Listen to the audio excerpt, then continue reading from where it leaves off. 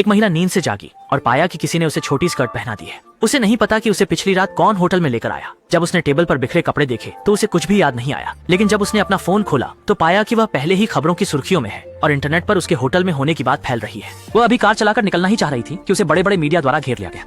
बड़ी मुश्किल से पति की कंपनी में मदद के लिए पहुंची, लेकिन पति ने उससे मिलने से इनकार कर दिया। मिलने आया सिर्फ पति का सहायक। मिलते ही सहायक ने तलाक के कागज निकालकर उसे दिए और जल्दी से उस पर दस्तखत करने के लिए कहा, लेकिन वह अपने पति से बात करना चाहती थी। उसने हार नहीं मानी, पर जब वह पति के कार्यालय पहुंची, पति ने उसकी कोई बात नहीं सुनी और बिना देखे ही निकल गया। उसने इस समय वह असहाय और असमर्थ महसूस कर रही थी। वह वाकई नहीं समझ पा रही थी कि कल रात आखिर हुआ क्या था। मोबाइल खोला, उसमें आई सभी संदेश पार्टनर्स की ओर से उसके खिलाफ अनुबंध तोड़ने का मुकदमा करने के थे। एक रात में ही वह जीवन के शिखर से गिर गई। किनारे महिला का नाम जिंगेला है और वह 1 मिलियन फॉलोअर्स वाली एक प्रसिद्ध होस्ट है जो सामान बेचने के लिए लाइव प्रसारण करती है। जब भी वह लाइव होती है तो पीली गाड़ी धड़ल्ले से बिक जाती है। वह अपने पति के मनोरंजन जगत में प्रभाव के चलते दक्षिण कोरिया की चर्चित महिला बन गई है। लेखिका उस दिन जब वह नई किताब के विमोचन समारोह में जा रही थी, तब एक यातायात दुर्घटना हो गई। देर न करने के लिए उसने मेट्रो लेने का निर्णय लिया, लेकिन जैसे ही वह एस्केलेटर से नीचे उतरी, उसके साथ एक दुर्घटना हो गई।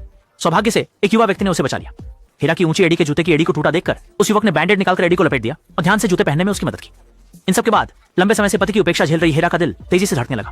नया मोड़ यह है कि नई किताब के विमोचन समारोह में छोटा बेबी फेस फिर से हीरा के सामने प्रकट हुआ। उसने कहा कि वह भी हीरा का वफादार प्रशंसक है और हीरा के लिए एक उपहार भी तैयार किया है। जब वह मेट्रो स्टेशन पर था तो उसने देखा कि हीरा की एड़ियां घिस गई थी, इसलिए उसने उसके लिए एक जोड़ी फ्लैट जूते खरीद दिए। जब मुलाकात खत्म हुई और हीरा फ्लैट जूते पहनकर कंपनी से बाहर निकली तो उसने देखा कि उसे गिफ्ट देने वाला युवक लोगों द्वारा पीटा जा रहा था। लोगों के जाने के बाद उसने छोटे सफेद चेहरे को एक रुमाल दिया। छोटे सफेद चेहरे ने देखा कि हीरा ने पहले ही उसके द्वारा खरीदे गए जूते पहन लिए हैं और वह खुशी से मुस्कुराई, खड़ी हुई और हीरा से उसे खाने पर ले चलने के लिए कहा।